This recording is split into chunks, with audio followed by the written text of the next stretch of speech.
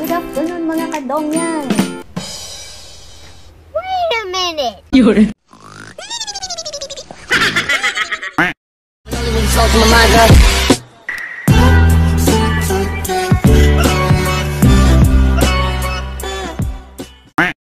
Panibagong araw po tayo, panibagong video. Sa ngayon po, papakita ko po sa inyo ay mag-aaral ako mag-DIY ng tower candy. Kanina ko po ito ginagawa, pero ngayon ko lang naisip na i-video. Kasi nakatulog si Dodong, ayun. Eh wala na naman ako magawa, kaya naisip ko na lang i-video itong ginagawa ko. Ang mga gagamitin ko po ditong materyales, glue gun, gunting, egghead, lollipop, rice pop, marshmallow, fruit tone assorted, nips candy, karton. A few inches later. Ito naman po, inikutan ko siya ng tape na green para hindi siya makita. Ano kasi mga kadongyang, dinugtungan ko siya ng, ito, maiksi lang kasi siya mga kadongyang, dinugtungan ko siya ng barbecue stick, ganyan. Tapos tinape ko para makover. Tsaka para humaba kasi yung barbecue stick dahil para medyo malaking tower candy ang magawa natin. Papakita ko na lang po sa inyo kung paano ko siya ginawa. Kanina ko pa kasi ito ginagawa. Tapos ngayon ko lang naisip mga kadongyang na i-video siya para naman ma-share ko rin po sa inyo kung paano ko gagawin. Nag-aaral pa lang ako mga kadongyang.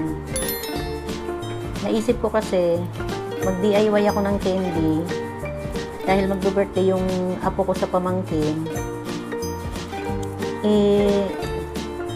Iniisip ko, ito na lang yung ipanre-regalo ko.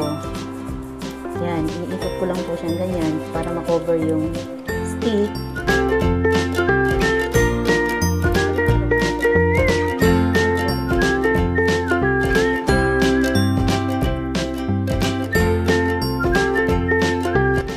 Ayan. Sana magawa ko ito ng maayos para magustuhan naman ng aking apo. Actually, dalawa po silang mag-birthday. Kaya, yung pamangkin ko magbe-birthday, tsaka yung apo sa pamangkin magbe-birthday rin. So, ito lang naisip ko. Siyempre, alam niyo naman, pandemic ngayon, kailangan nag-iisip tayo ng mga mawiwili yung bata sa murang halaga. Habang wala naman akong ginagawa mga kadongyang, naisipan ko na lang ito, mag-DIY ng candy. Sana lang magawa ko ng maayos mga kadongyang. Mamaya po papakita ko sa inyo pag nabuo ko na siya. Tsaka lalagay ko na rin po sa description box yung kung magkano inabot yung gastos ko, kung naubos ko ba ito lahat. So ayun mga kadongyang, umpisahan ko na po ito. Una, gugupitin ko muna yung mga karton.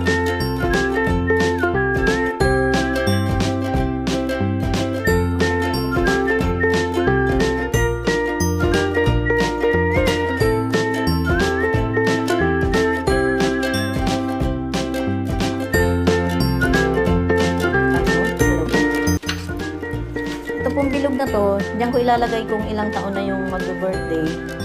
Since dalawa sila, ano kaya gagawin mga kadongyang? Papakita ko na lang po sa inyo pag nabuo ko na. Eto, gagamit ako ng plastic na Tupperware. Dalawa siya.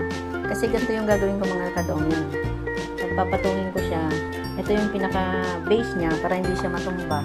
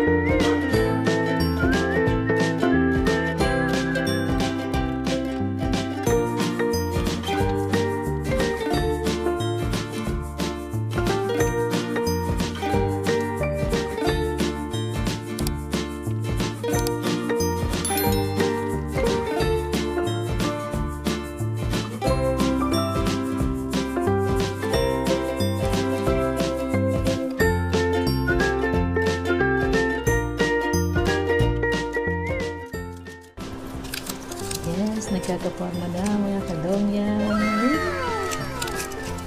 Makatuwa naman. Habang natutulog si Dodong, may nagagawa ako mga kadongyan. Para hindi ako naiinip, di ba po mga kadongyan? Yes.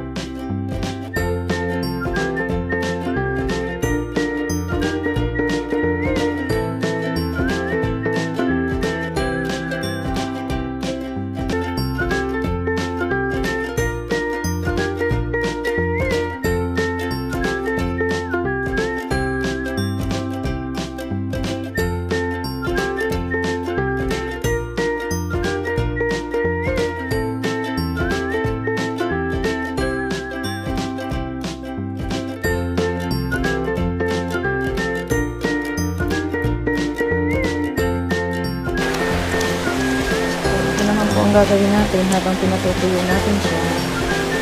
Ito na mga kadongyan, kumapit na siya.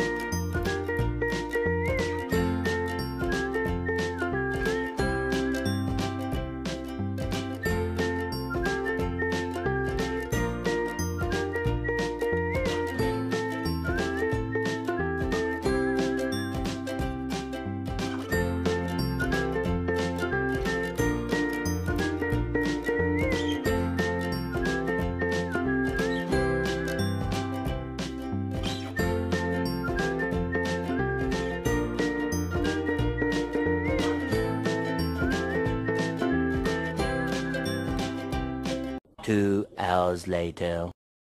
So guys, ayan na po yung finished product niya. Hindi siya ganun ka-perfect guys, pero pwede na. Katulad kong first timer mag-DIY. Nice.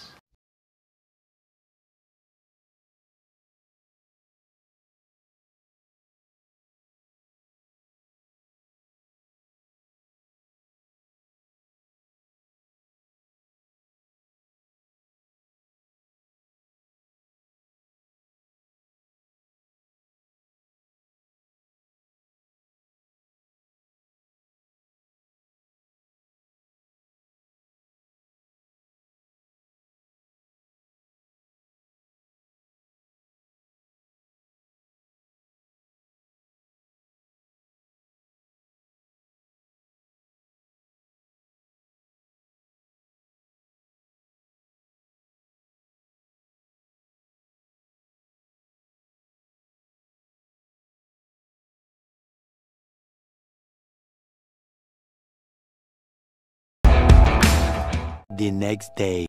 Hello mga kadongyan! Good morning sa inyong lahat. Sana po safe tayong lahat ngayong araw na to. Ngayong araw po, di ba, gumawa po ako ng DIY para sa aking apo sa pamangkin at sa aking pamangkin. Ngayon naman po, nagluluto na po si Boy Negro. Ayan. Good morning, Boy Negro. Good morning. Hello there. Yan, papakita po namin sa inyo kung paano, anong mga lulutuin niya. Siya po ang aming tagaluto pag may okasyon po kami sa Bicol. So, iba-vlog po natin si Boy Negro. Chef Boy Negro. Si Chef Boy Negro. Sana all. Hello, good morning. Ngayon magluluto tayo ng pork steak, tsaka spaghetti, tsaka bihon. Kasi ito, pang-ihaw daw, pang-pulutan. Alay na natin yung ating mga ingredients. Para social naman yung ingredients na yun. Kailangan ba social? Kasi parang professional naman yun. Social. So, ano yung unang lulutuin mo? mo, Chef Boy Negro? Ano po ang una ko lutuin yung pork steak. Pinabad ko na siya, minarinate ko na siya. May kalamansi, tapos toyo, tapos magic sarap, tapos bawang. Tapos, yun na, tapos na yun. Minamarinate ko lang. Mamaya may iluto natin, sasara na natin. Ayun ko nang bukos ngayon. Bakit? Nakakapagod. Nakakapagod po. Nakakapagod na magmahal. Bakit naman? Huwag ka mapagod magmahal. Sarap kaya magmahal. Masarap magmahal sa taong karapat-dapat. Hindi karapat-dapat, nakakapagod. Wow, mukhang may pinagdadaanan to si Boy Negro ah. Ay, si Boy Chef Negro pala. Ano daw yun? Chef Negro daw pala siya. Siyempre, dumadaan ako sa highway. Dumadaan ako. Marami akong pinagdadaanan ngayon. Nandagdagan natin ng bawang para malasa. Ano naman yung pinagdadaanan mo? Pinagdadaanan ko, marami yung mga kalsada. Marami akong pinagdadaanan kalsada. Di wow. Alam mo, sa buhay, normal na yung may pagsubok. Pero, dapat yung pagsubok na yon kailangan mong lagpasan. Kasi, lahat ng pagsubok, ay bawat pagsubok na pagdadaanan mo, pinalalakas, pinatitibay ka. Masarap kaya tambayan lang. Pag tinambayan mo yan, di ka makaka-move on. So, kailangan lampasan mo siya. Tsaka, daanan lang. oo. Tinatambayan lang. Oo. At saka, alam mo ba, pagka yung isang kagaya, anong pinagdadaanan mo? Kunyari, girlfriend, malay mo, mas may darating na mas higit pa, di ba? May nilaan talaga sa'yo si Lord na, mas higit pa doon. Kaya kailangan, huwag mong tambayan, move on.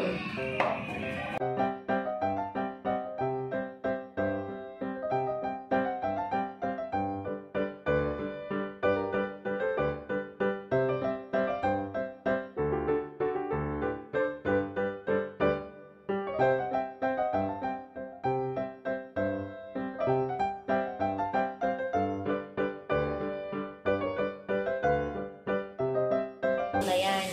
For sure, pampulutan lang nila yan. Pwede rin naman pang ulam sa gusto lang. Pero sa ayaw, ayun.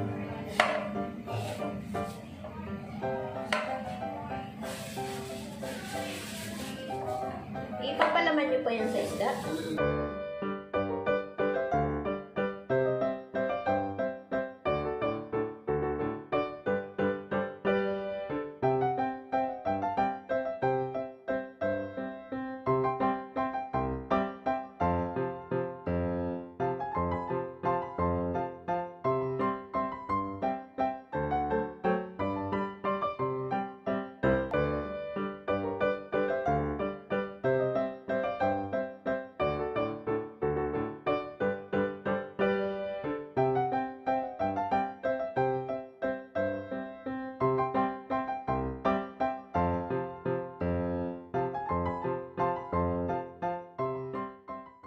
Two hours later.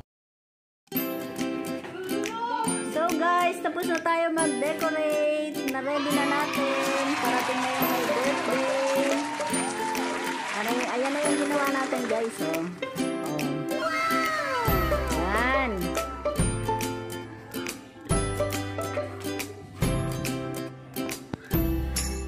Konting pasilip na lang yan, mga kadong yan. Yan, naayos na natin. Di na po tayo gumastos ng malaki kasi tayo na lang din yung gumawa. Kami na lang po yung gumawa. Baby Ash ang pangalan. And Ching Ching. Ching. Kaya 5. May nahulog. And 1.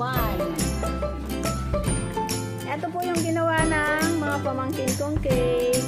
Ayan.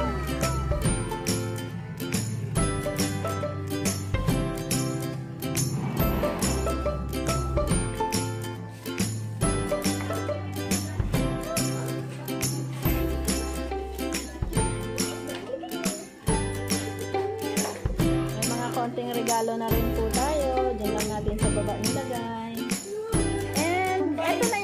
pagkain, guys. Yan. Meron tayong salad, gelatin, hotdog, spaghetti, pansit, pork stick, igado, adobo, menudo, fried chicken, lumpiang Shanghai, So good and tasty. may inihaw, and ayan lang po siya lahat, mga kadongyan. Yan.